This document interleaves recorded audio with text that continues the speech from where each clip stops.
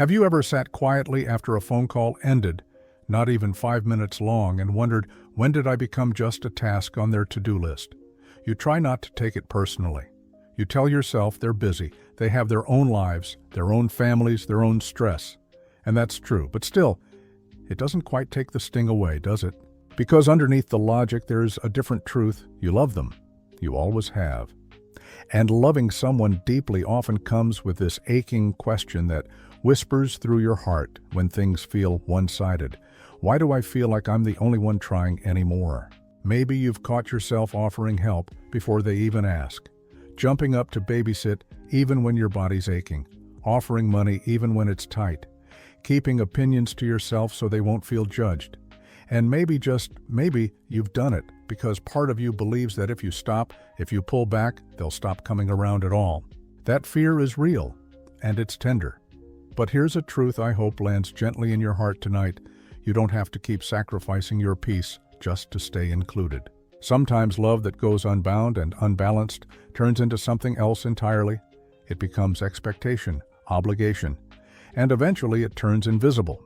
That's what happened to Melissa. She's 70, divorced, living alone in the home she and her husband built decades ago. Her 3 grown kids live in different cities now. They love her. She knows that. But love has become casual. Quick. Phone calls on the drive home, text messages with no punctuation, visits planned around convenience. She used to feel honored to help. Sure, bring the kids for the weekend, she'd say, even when she was exhausted. Yes, I can lend you the money, she'd reply, even if it meant dipping into her savings. For years, she said yes to everything because that's what mothers do. But lately, she started to feel less like a mother and more like a backup plan, not cherished, used. And the worst part? The more she gave, the less they seemed to notice. So one evening, after another, rushed phone call and another promise of maybe next month, she sat in her kitchen, looked at her calendar, and whispered to herself, what if I stopped doing so much? Not because she wanted to punish anyone, but because something inside her finally said, I matter too. And maybe that's where this begins. Not in anger, not in guilt, but in clarity. Because after 60, your time is no longer to be taken for granted. You've done your part. You've raised them, guided them, stood by them. Now it's time to stop doing the things that quietly teach them you're always available, even when it's hurting you. One of those things is constantly rescuing them financially. I know that's a hard one. Money, when it's connected to love, gets complicated, and most of the time you don't even think twice. They're your children. If they're struggling, you want to help. But if you're dipping into your retirement, skipping vacations, or tightening your own life just so they don't feel the consequences of their choices, you're not helping. You're teaching them to lean on you, not themselves. And worse, you're teaching yourself that your needs come second. Always. There's a quiet kind of freedom that comes when you look at your adult children and say, with love, I believe in you. I know you'll find your way, but I can't fund it anymore. It doesn't mean you don't care. It means you trust them to grow. Another place where boundaries matter is how much you're available emotionally, especially when they treat you like a sounding board, but not a human being. Nicole always said yes when her daughter called to vent. Every week, like clockwork, her daughter would unload complaints about work, her husband, the kids, and Nicole would listen, offer advice, try to help. But after hanging up, she'd sit in silence and realize no one ever asked how she was doing. At first, she didn't mind, but over time it became clear she was being used as a dumping ground, not as an equal. So she started doing something different. When her daughter called, Nicole would listen for a while, but if the call turned into a monologue of negativity, she would gently say, I love hearing about your life, but I'd like to share some things too. It surprised her daughter at first, but slowly something shifted. Their conversations became more mutual, more real. You see, sometimes we teach people how to treat us, not through what we say, but through what we tolerate. And when we stop tolerating one-sidedness, we open the door to real connection, not out of guilt, out of mutual respect. Then there's the guilt we place on ourselves for simply having boundaries. Eric used to say yes to every visit, every errand, every favor, because he thought that's what good fathers do, even when it meant skipping his own appointments, even when it meant losing sleep, He feared that if he ever said no, he'd be seen as selfish or cold. But the truth is, when he finally said, "Not today," nothing terrible happened. His son found another solution. Life moved on, and Eric. He sat on his porch that afternoon, the sun on his shoulders, feeling for the first time in a long while at peace. Saying no doesn't make you less loving, it makes you honest, and honesty builds real respect. You've likely spent most of your life putting others first. That's not something to regret, it's something to honor.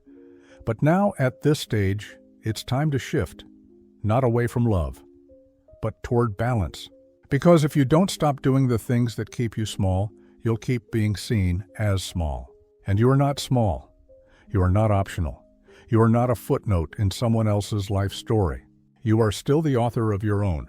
There comes a point in life when you stop measuring love by how much you sacrifice and start measuring it by how much peace you feel when you're being true to yourself. That peace doesn't come from doing more. It comes from finally doing what feels right, even if it surprises the people around you. Melissa, the woman who used to say yes to every request from her kids, started noticing how tired she felt, not just in her body, but in her spirit. It wasn't any one thing. It was years of small things, last-minute babysitting, late-night phone calls, taking care of her daughter's dog while they went on vacation. She never said no because she thought, if I say no, they'll stop asking. And if they stop asking, maybe I don't matter anymore. But one afternoon, after she'd cleaned up after the grandkids for the third weekend in a row, something shifted. She looked around the quiet living room, crumbs on the floor, toys scattered, and thought to herself, no one even said thank you. And that's when she realized being constantly available doesn't make people appreciate you more. Sometimes it makes them see you less. So she made a quiet decision. She wouldn't stop loving them, but she would stop proving it through exhaustion. The next time her daughter asked if she could watch the kids that weekend, Melissa took a deep breath and said, I've made other plans. She had no plans yet, but she would. Even if it was just sitting with a book and a warm cup of tea, that was a plan. That was her reclaiming her time. It surprised her daughter, maybe even disappointed her, but something else happened too. Her daughter started saying thank you more.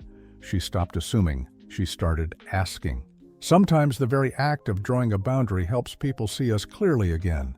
Another area that often needs rethinking is how much we accommodate adult children who offer little in return. And I don't mean materially, I mean emotionally, with presence, with gratitude, with awareness. Brian, a quiet and kind-hearted father, had a grown son named Justin who came over often, but not to talk, not to share a meal.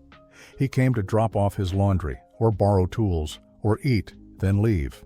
Brian always welcomed him with a warm smile and a full plate. But the visits were hollow. Justin would be on his phone at the table, barely speaking. He'd leave with clean clothes and leftovers, rarely saying more than, "Thanks, Dad." And yet, Brian kept offering, not because he didn't notice, but because he was afraid that if he stopped, Justin would stop coming altogether. Then, one day, Brian tried something different. When Justin walked in, dropped his bag of laundry, and reached for the remote, Brian said softly, "I'd love to have dinner with you, not just do your laundry." He wasn't angry. He wasn't accusing. He was simply honest. Justin paused, looked at his father. Something in his face softened. It took time, but the visits changed. They became slower, more thoughtful. Not every time, but enough to matter. You see, when you stop giving out of fear and start loving from a place of truth, you stop being invisible.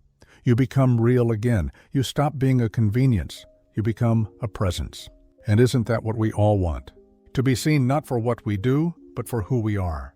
Another quiet trap many fall into, especially after 60, is suppressing their own opinions to keep the peace. Swallowing thoughts, smiling through discomfort, avoiding saying anything that might ruffle feathers. But unspoken truth doesn't disappear, it simply gets heavier. Nicole knew this well. Her son was always bringing up politics at the dinner table, with a tone that dismissed everything she believed in. For years, she nodded, politely avoided debate, kept the mood light. But each time he spoke over her, each time he rolled his eyes at her perspective, something inside her folded a little more.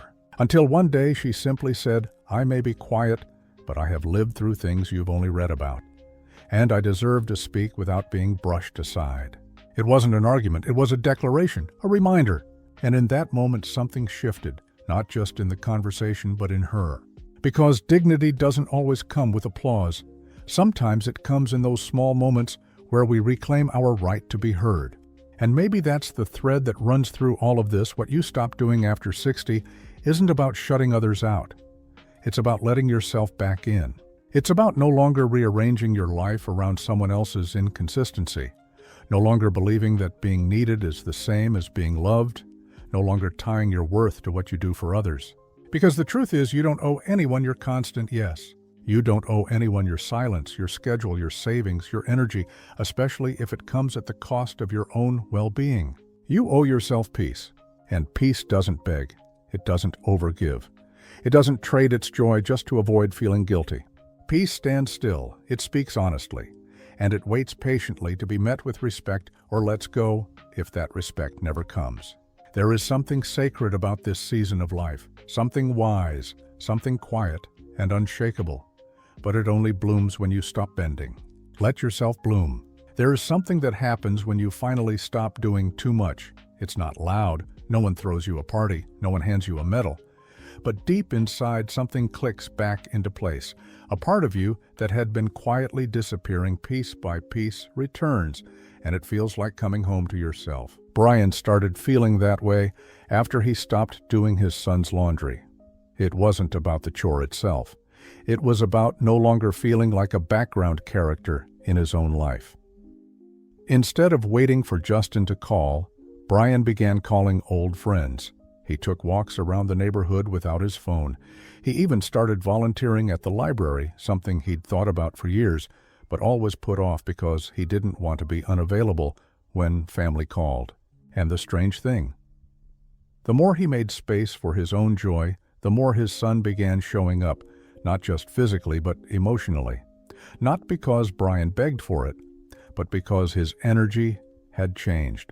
You see, when we stop giving in ways that make us feel small, we create a different kind of presence. One that others can't ignore, not because it's demanding, but because it's whole. Wholeness is magnetic. Not everyone will respond to it the way we hope.